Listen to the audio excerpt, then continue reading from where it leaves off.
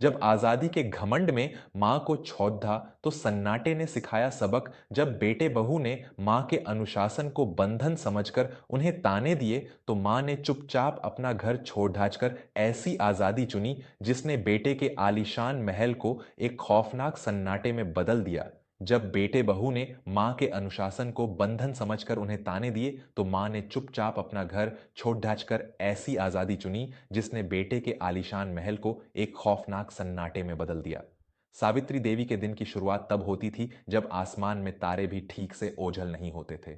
सुबह के 4 बजे उठकर स्नान करना, पूरे घर के आंगन को बुहारना, तुलसी के पौधे में जल चढ़ाना और फिर रसोई में जाकर अपने बेटे अनुराग और बहू प्राची के लिए उनके मनपसंद नाश्ते की तैयारी करना, यह उनका नित्य का नियम था।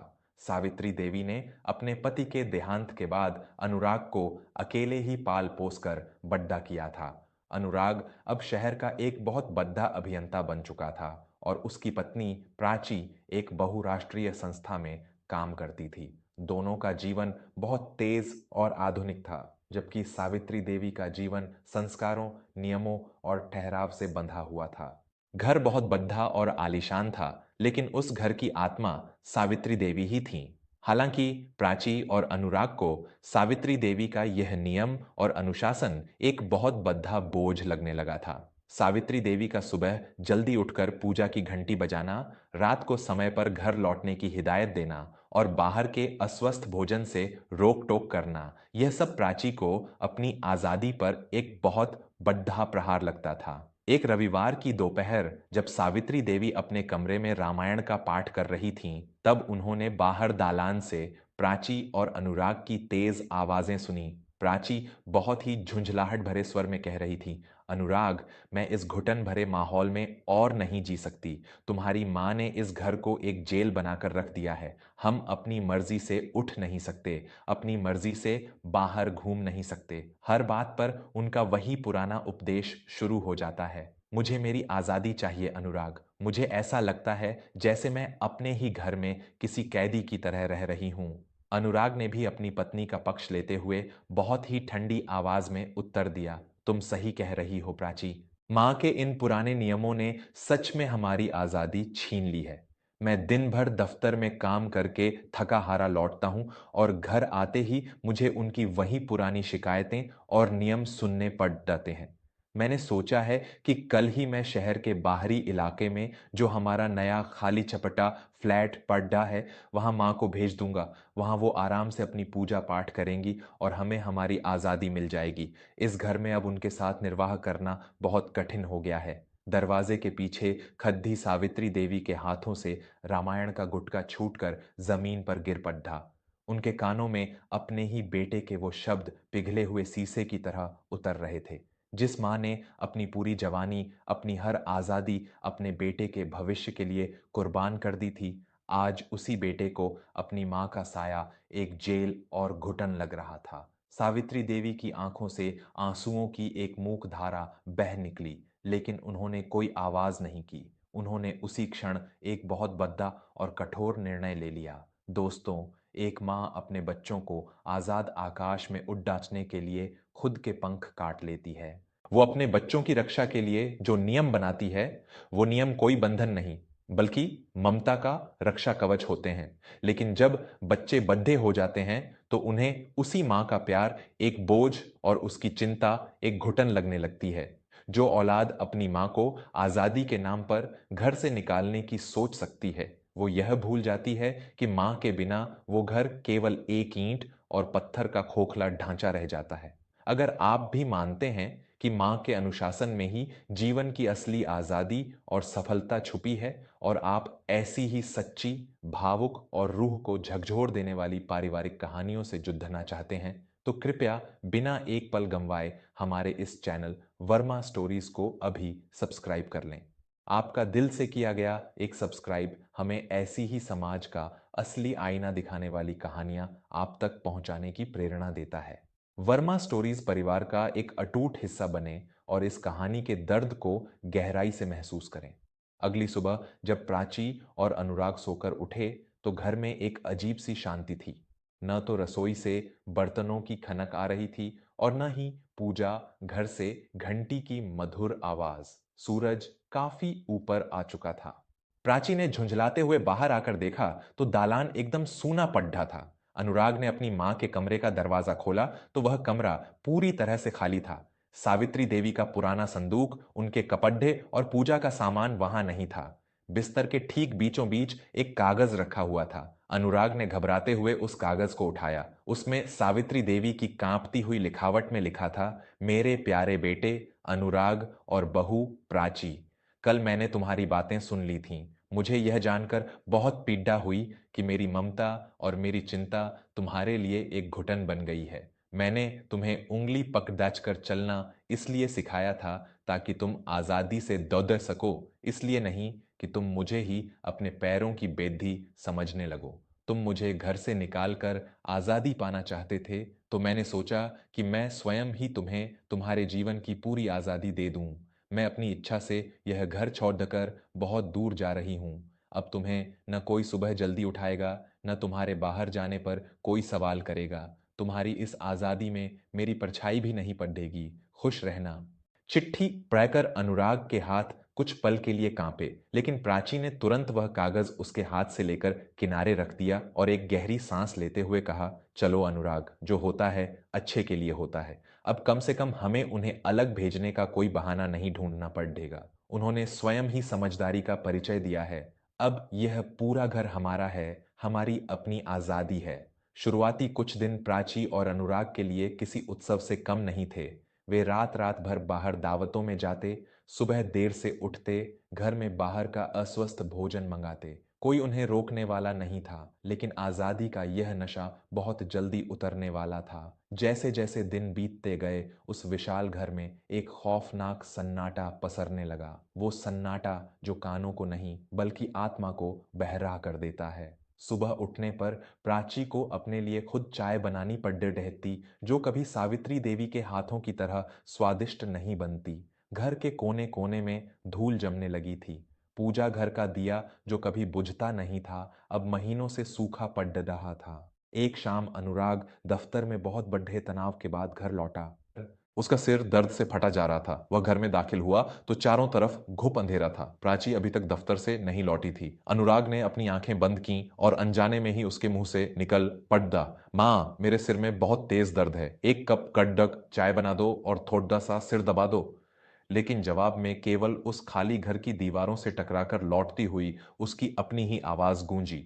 कोई रसोई से बाहर नहीं आया। किसी के ममता भरे हाथों ने उसके माथे को नहीं छुआ। अनुराग सोफे पर बैठ गया और फूट फूट कर रोने लगा। उसे पहली बार उस घुटन की कमी महसूस हो रही थी जिसे उसने आजादी के नाम पर ठुकरा दिया था। उसे एहसास हुआ कि उसकी मां के वो नियम, वो टोक टाक, दरअसल इस घर की धड़कन थी। मां के जाने के बाद यह आलीशान महल केवल एक खौफनाक और ठंडा कब्रिस्तान बन चुका था, जहां केवल सन्नाटा चीखता था। दोस्तों, जब घर से मां के कदमों की आहट और उसकी ममता भरी पुकार हमेशा के लिए शांत हो जाती है, तब इंसान को समझ में आता है कि असली घुटन नियमों में नहीं, बल्कि मां के बिना खाली पड़ी है घर के उस सन्नाटे में होती है। आजादी का ढिंढोरा पीटने वाले बच्चे यह भूल जाते हैं कि जिस छत के नीचे मां का आशीर्वाद नहीं होता, वो छत बहुत जल्दी ढह जाती है। क्या अनुराग और प्राची को अपनी गलती का पश्चाताप होगा? क्या वो उस सन्नाटे को बर्दाश्त कर पाएंगे?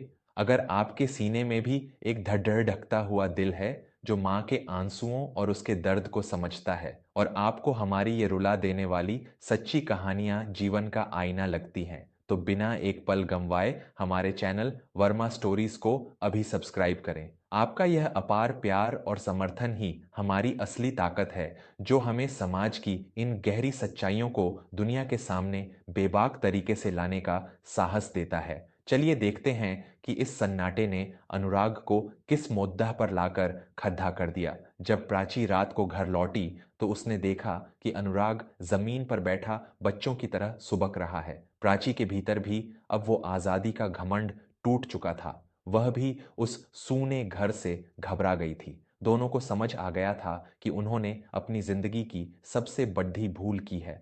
अगले ही दिन से अनुराग ने पागलों की तरह अपनी मां को खोजना शुरू कर दिया। उसने शहर का कोना कोना छान मारा, सारे रिश्तेदारों के घर जाकर पूछा, लेकिन सावित्री देवी का कहीं पता नहीं चला। 2 महीने की कड़ी मशक्कत और पीड़ा के बाद अनुराग को पता चला कि शहर से लगभग 100 किलोमीटर दूर एक छोटे से गांव में बेसहारा और अनाथ बच्चों के लिए एक गुरुकुल चलता है और सावित्री देवी वहीं रहती हैं। अनुराग और प्राची बिना एक पल गंवाए अपनी गाड़ी से उस गांव की ओर निकल पड़े। जब वे उस गुरुकुल के प्रांगण में पहुंचे तो उन्होंने जो दृश्य देखा वह उनके हृदय को चीरने वाला था। सावित्री देवी एक बड्ढे से बरगद के पेड़ियच के नीचे बैठी थीं और उनके चारों ओर बीसों अनाथ बच्चे बैठे हुए थे। सावित्री देवी बहुत ही मधुर स्वर में उन बच्चों को रामायण की चौपाइयां सुना रही थीं और बच्चे बहुत ही श्रद्धा से उन्हें सुन रहे थे। सावित्री देवी के चेहरे पर एक ऐसी अपार शांति और आजादी थी जो अनुराग ने आज तक उनके चेहरे पर नहीं देखी थी। अनुराग दौड़ता हुआ गया और अपनी मां के पैरों में गिर पड़ा। उसके आंसुओं से सावित्री देवी के पैर भीग गए। अनुराग दहाड़ेन मारते हुए रोने लगा, मां, मुझे माफ कर दो मां, मैं सच में अंधा हो गया था। आजादी के झूठे घमंड में मैंने अपनी ही जन्म देने वाली मां को घर से निकाल दिया।